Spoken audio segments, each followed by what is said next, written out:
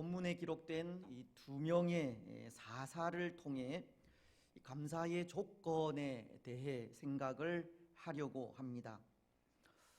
때로 조건이라고 하는 의미가 어떤 일이 진행되거나 성립되는데 필요한 부분이 갖추어진 상태를 말하는 것인데요. 이 감사의 조건이라고 한다면 감사할 수 있는 환경이 모두 갖추어진 상태를 말한다고 할 수 있을 것 같습니다.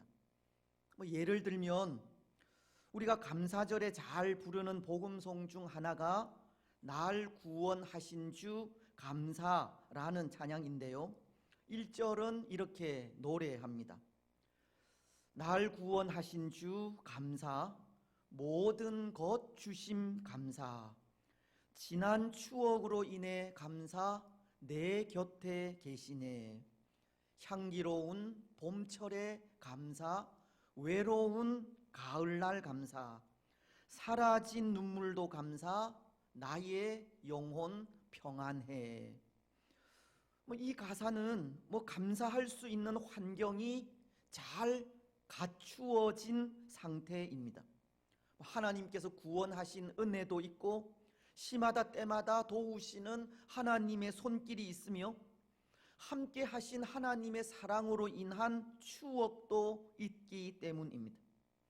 또한 이 계절마다 느끼는 하나님의 섭리도 있고 하나님 주시는 평안함으로 이제 더 이상 흘려야 하는 눈물도 없기 때문입니다.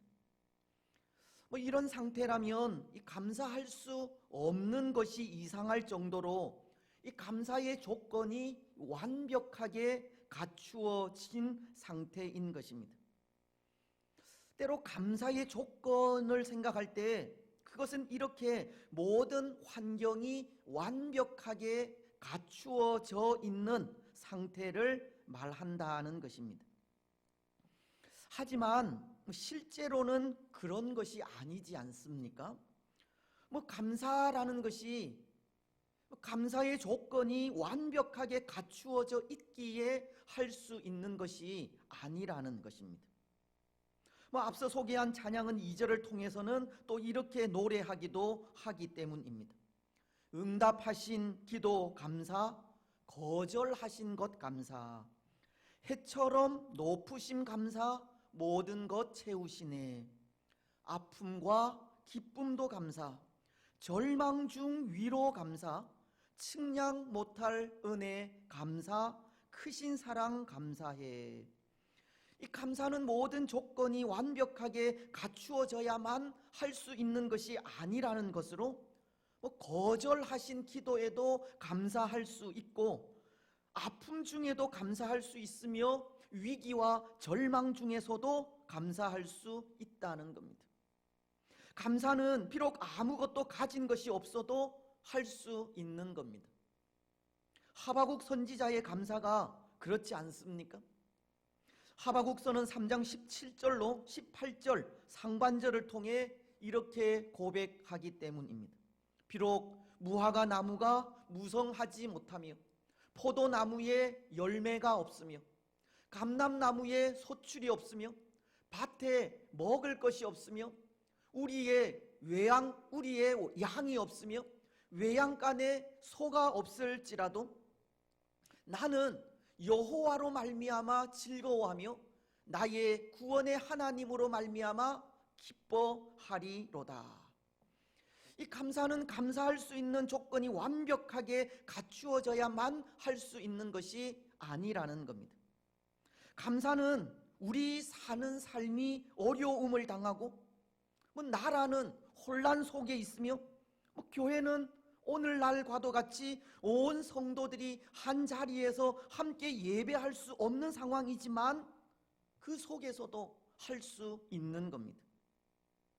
감사는 어떤 상황과 환경 속에서도 여호와 하나님으로 인해 가능한 것이기 때문입니다.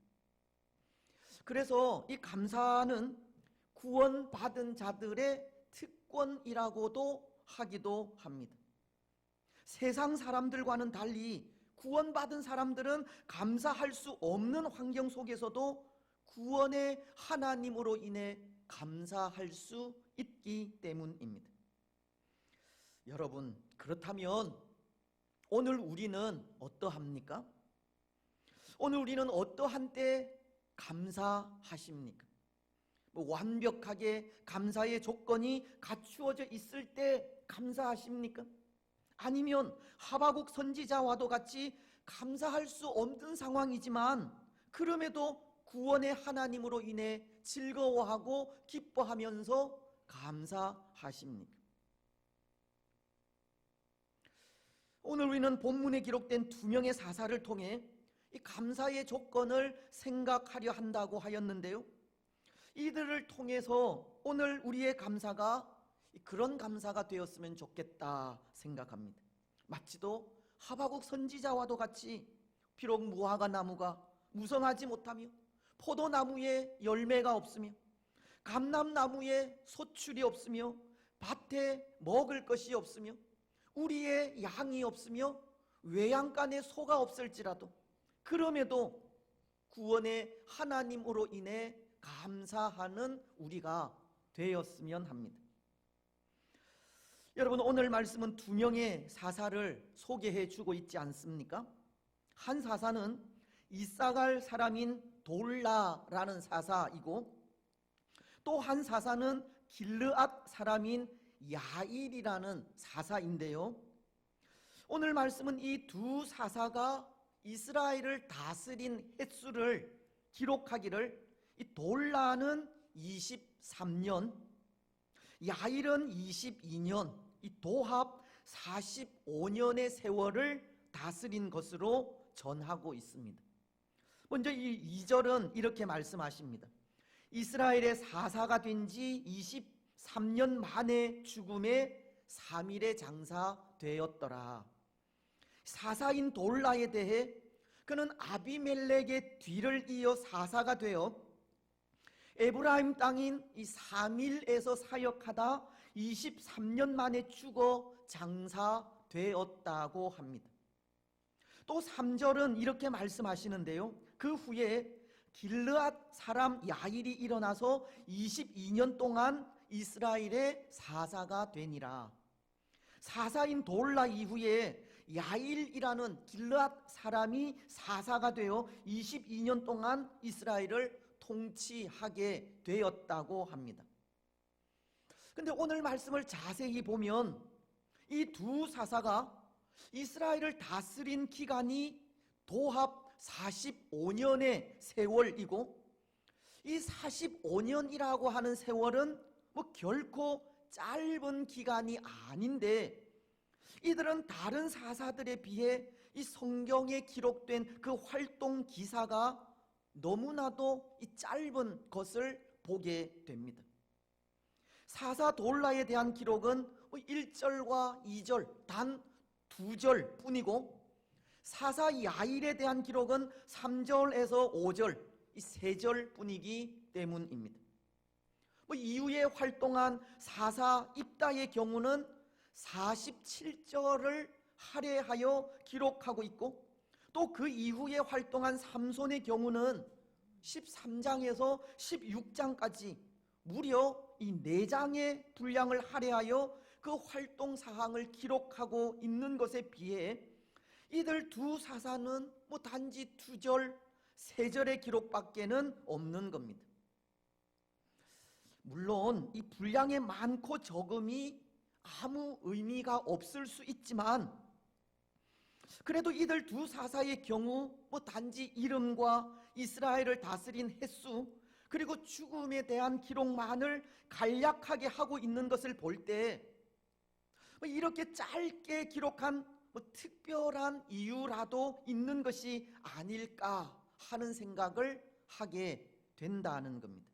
예를 들면 당시 이들 두 사사가 끼친 영향력이 그만큼 적었다든지 아니면 이들 두 사사는 다른 사사들에 비해 사사로서의 역할을 잘 감당하지 못하였다든지 그것도 아니면 이들이 다스린 그 45년의 세월이 다른 사사들이 다스린 세월들보다 훨씬 평화롭고 은혜가 넘쳐서 아무런 문제가 없었다든지 하는 그런 이유가 있지 않을까 하는 겁니다. 여러분, 오늘 여러분들은 어떻게 생각을 하십니까? 여기에 무슨 특별한 이유라도 있겠습니까? 사실 저 개인적인 생각으로는 오늘 우리의 삶이 이분들과도 같이 하나님의 책에 기록된다고 할 때 많은 분량의 기록보다는 적은 분량의 기록이 더 가치가 있지 않을까 하는 생각을 해보기도 합니다.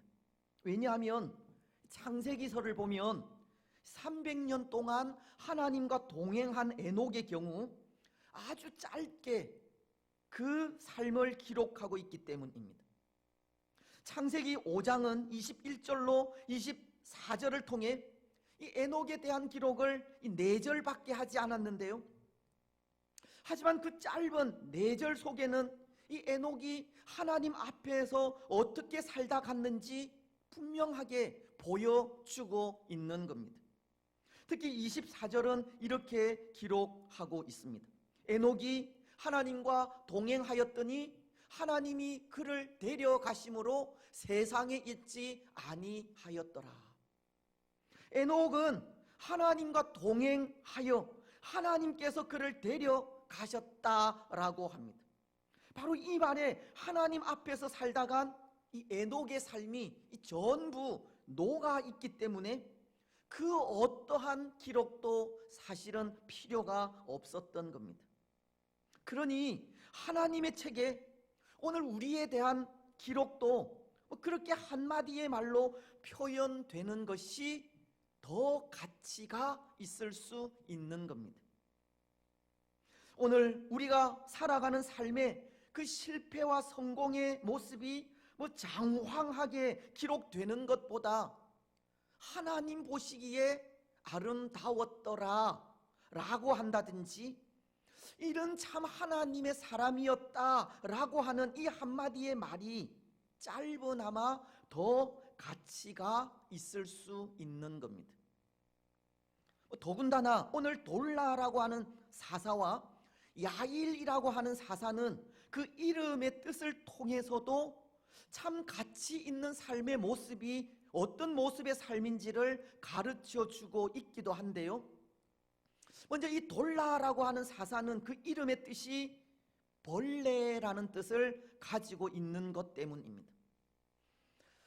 여러분, 여기 돌라가 이스라엘의 사사가 된 것은 지난 시간 생각한 아비멜렉의 뒤를 이어서이지 않습니까? 오늘 1절 말씀은 아비멜렉의 뒤를 이어서 이사갈 사람 도도의 손자 부하의 아들 돌라가 일어나서 이스라엘을 구원하니라 라고 하기 때문입니다. 근데 우리가 앞서 생각한 아비멜렉은 그 이름이 나의 아버지는 왕이시다는 뜻입니다. 아비멜렉은 참 좋은 이름을 가지고 있었다는 겁니다. 하지만 그는 참된 왕이신 하나님 아버지와도 같이 그의 백성들을 선하게 통치한 것이 아니라 자기 욕심에 의해 저지른 악행으로 왕이 된 사람이었습니다. 아비멜렉은 그 이름답게 살지 못한 겁니다. 그는 그 이름처럼 참된 왕이신 하나님과도 같이 이스라엘에게 유익을 준 것이 아니라 가시와도 같이 무익하고 해로운 존재였던 것입니다.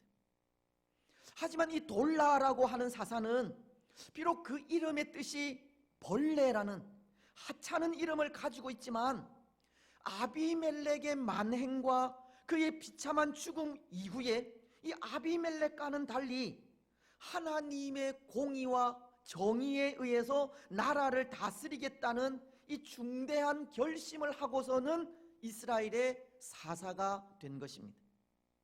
앞선 1절에서 이 돌라가 이스라엘을 구원하기 위해 일어난 일에 대해 이 쿰이라고 하는 단어를 사용하였다는 것이 어떤 중대한 결심을 하고 그것을 실행하기 위하여 일어난 것을 의미하기 때문입니다. 돌라는 아비멜렉에 비해서 어쩌면 작고 보잘것이 없으며 하찮은 존재인지는 모르지만 하나님의 공의와 정의를 세우기 위해 일어난 참된 사사라는 것을 보여주는 겁니다. 야일이라는 사사도 마찬가지인데요, 야일이라고 하는 이름은 이 빛이라고 하는 의미의 이름입니다. 이 야일은 아비멜렉이 이스라엘을 통치한 그 시간들 속에 남긴 그 아픔과 상처를 비록 돌라라는 사사가 일어나 치유하기는 하였지만 아직도 어두운 그 시대에 이 빛을 비추는 역할을 하게 된 것입니다.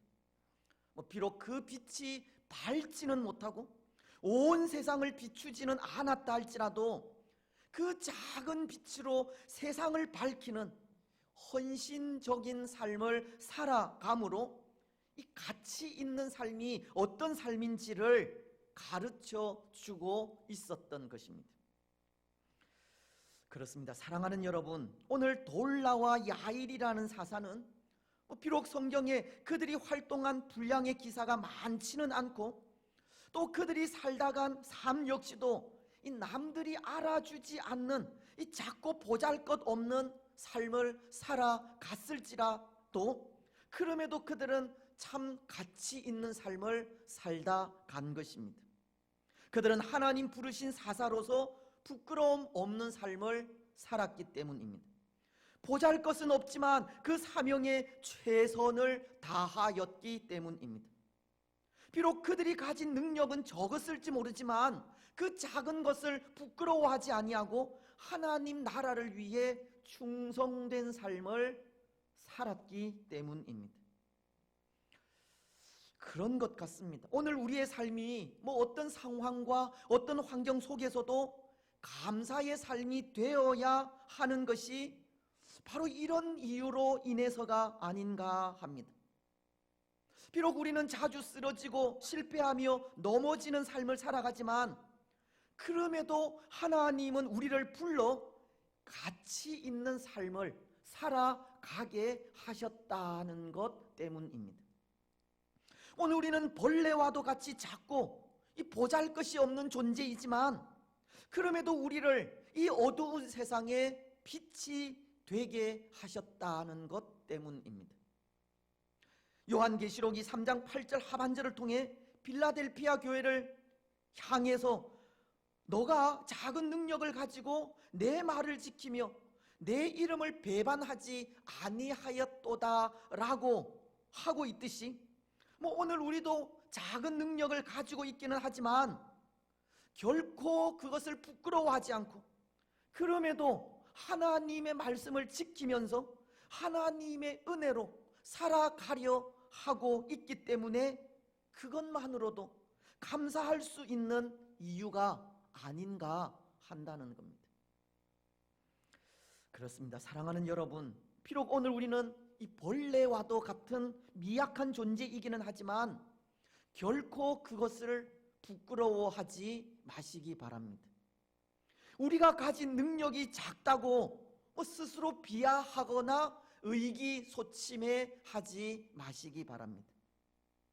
때로 하나님의 책에 우리에 대한 기록이 적어도 그것에 유념하지 마시기 바랍니다. 그럼에도 연약한 우리를 통해 가치 있는 하나님의 일을 하게 하신 은혜에 감사하시고 작고 보잘것은 없지만 이 어두운 세상에 빛이 되게 하심에 감사하십시오. 때로 자주 넘어지는 우리들이지만 변함없이 우리를 사랑하시는 그 사랑에 감사하시고 그 사랑에 하나님의 공의와 정의로서 이 어두운 시대에 빛이 되어 살아가시기 바랍니다. 그래서 그 삶을 통해 하나님의 사람으로 하나님 보시기에 참 아름다운 삶을 살았다고 하는 평가를 받아 하나님의 생명책에 기록되는 참된 믿음의 사람들이 되시기를 바랍니다. 또 하나, 오늘 이 두 명의 사사를 통해 감사의 조건을 찾는다면 그것입니다. 하나님의 은혜가 늘 우리와 함께 있다는 것 때문입니다. 여러분, 오늘 이 두 명의 사사가 살던 그 시대를 한번 생각해 보십시오.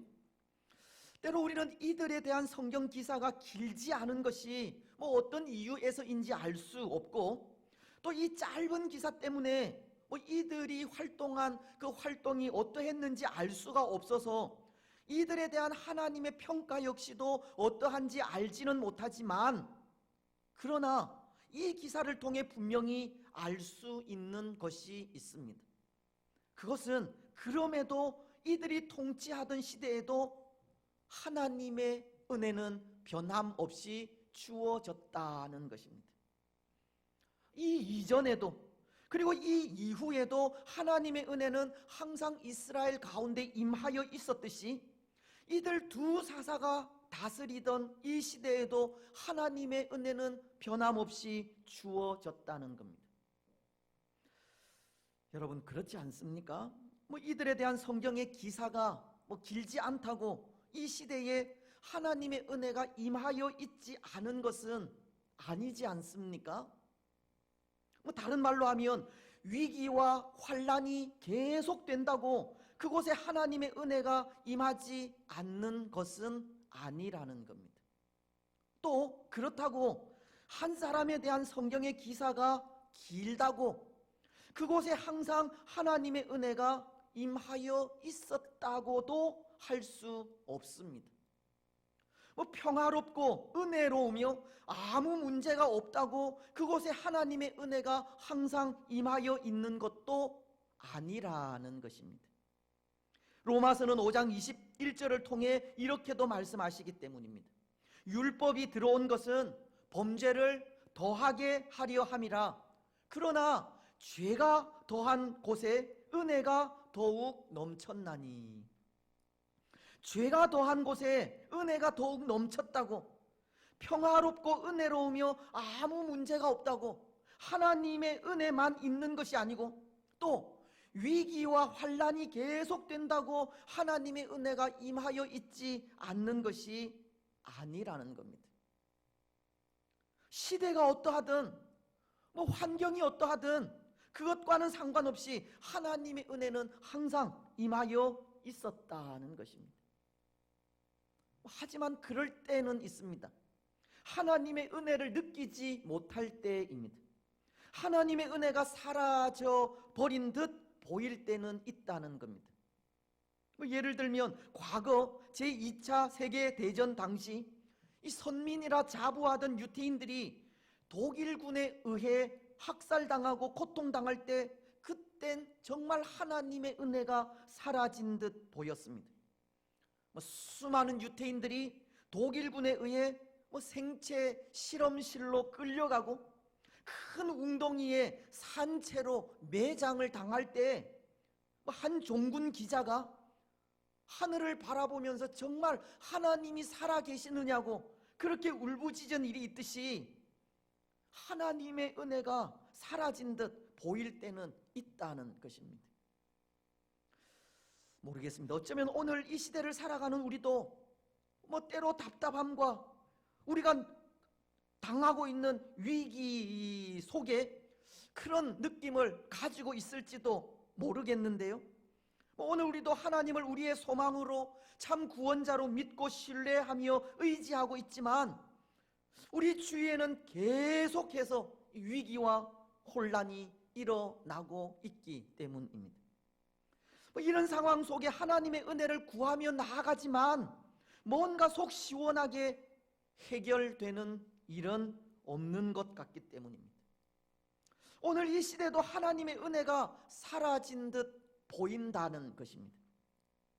하지만 그럼에도 그 속에서도 하나님의 은혜는 임하여 있다는 겁니다. 어느 시대이든 어떤 환경이든 하나님의 은혜는 변함없이 임하여 있었듯이 오늘 우리가 힘들어하고 고통스러워하는 이 시대에도 하나님의 은혜는 변함없이 우리 가운데 임하여 있는 겁니다. 여러분, 그것을 어떻게 알 수 있습니까? 하나님의 은혜가 오늘 위기와 혼란 속에 빠져 있는 이 시대 속에 변함없이 우리 가운데 임하여 있다는 그 사실을 어떻게 알 수 있느냐는 겁니다. 오늘 본문에 기록된 두 사사를 통해서 알 수 있는데요, 때로 이 두 명의 사사가 살던 시대가 어떤 시대인지 우리는 알 수 없지만, 그럼에도 이 시대에 하나님의 은혜가 임하여 있었다는 것이 하나님께서 이 두 명을 이스라엘의 사사로 보내셨다는 것 때문입니다. 돌라와 야일이라는 하나님께서 이스라엘을 위해 보내신 사사들이 이스라엘에 존재해 있다는 것이 하나님의 은혜 속에 있음을 보여주고 있는 겁니다. 왜냐하면 이 두 사람을 이스라엘의 사사로 세우시고 이스라엘의 구원자로 보내신 분이 하나님이시기 때문입니다. 어느 시대이든 구원자를 보내셨다는 것은 바로 그 장소에 하나님의 은혜가 있다는 것을 보여주는 증거인 것입니다. 그렇습니다. 그런 의미에서 오늘 이 시대도 마찬가지입니다. 때로 오늘 우리는 이 시대가 겪는 위기와 혼란 속에 하나님의 임재를 느끼지 못할 수 있고 하나님의 은혜를 경험하지 못할 수도 있지만, 그럼에도 이 시대에도 변함없이 하나님의 은혜가 임하여 있다는 것이 하나님께서 보내신 구원자가 여전히 우리 가운데 계시기 때문입니다. 하나님께서 우리를 위해 보내신 구원자 예수 그리스도가 지금도 우리와 함께 있기 때문입니다. 오늘 이스라엘을 위해 하나님께서 보내신 돌라와 야일이 사사라는 이름으로 존재해 있는 것으로 하나님의 은혜를 느낄 수 있듯이, 오늘 우리도 우리를 위해 지금도 우리와 함께 계시는 예수님으로 인해 하나님의 은혜가 변함없이 우리 가운데 있음을 알 수 있는 겁니다. 그래서 그것이 오늘 우리에게 감사할 수 있는 또 하나의 이유라면 이유인 것입니다. 구원자이신 예수님이 변함없이 우리 가운데 임재해 있다는 겁니다. 굳이 마태복음이 28장 20절을 통해 내가 너희에게 분부한 모든 것을 가르쳐 지키게 하라. 볼지어다 내가 세상 끝날까지 너희와 항상 함께 있으리라 하시니라. 굳이 예수님께서 우리와 항상 함께 있다는 말씀을 기억하지 않아도 우리의 힘이요 능력이며 소망이신 구주 예수 그리스도께서 지금도 우리와 함께, 그리고 우리 심령 속에 임재해 있다는 것은 그것만으로도 충분히 감사할 수 있는 조건이 되고도 남는 겁니다. 사랑하는 여러분, 예수님은 믿음을 가진 우리 가운데 여전히 존재해 계십니다. 우리가 당하는 위기의 순간에도, 우리가 겪고 있는 고통의 순간에도 우리와 함께 하십니다. 우리가 힘들어할 때 우리 곁에 찾아와 위로해 주시고, 우리가 답답해할 땐 우리 곁에서 그 답답함을 풀어주시며, 우리가 당하는 아픔과 고통 속엔 안타까움에 함께 울어주십니다. 로마서가 8장 26절을 통해 이와 같이 성령도 우리의 연약함을 도우시나니 우리는 마땅히 기도할 바를 알지 못하나 오직 성령이 말할 수 없는 탄식으로 우리를 위하여 친히 간구하시느니라. 우리 곁에서 우리의 마음을 살피시는 예수님께서 성령을 통해 말할 수 없는 탄식으로 지금도 우리를 위하여 기도하고 있는 겁니다. 오늘 우리는 우리가 당한 여러 가지 위기 속에 기도할 수 없을 정도로 혼란과 고통과 아픔을 겪고 있지만, 이 모든 문제를 다 아시는 예수님은 안타까움에 말할 수 없는 탄식으로 우리를 위하여 친히 기도하고 있다는 것입니다. 사랑하는 여러분, 오늘 우리는 우리와 함께 계셔서 우리를 위하여 눈물로 기도하시는 예수님을 기억하시기 바랍니다. 그리고 그 은혜에 늘 감사하시기 바랍니다. 우리와 늘 함께 하시는 예수님으로 인해 위로와 힘을 누리며 살아가시기 바랍니다. 이제 말씀을 맺겠습니다. 사랑하는 여러분, 이제 다음 주일이면 추수감사주일을 지키게 됩니다. 감사주일은 구원의 은혜를 감사하는 날이고 하나님 베푸신 은혜와 자비와 긍휼을 감사하는 날입니다. 한 해 동안 우리가 받은 이 말로 다 할 수 없는 은총을 받은 모습 그대로 감사하는 날입니다. 하지만 오늘 우리는 우리의 감사에 이 조건을 붙일 때가 너무나도 많습니다.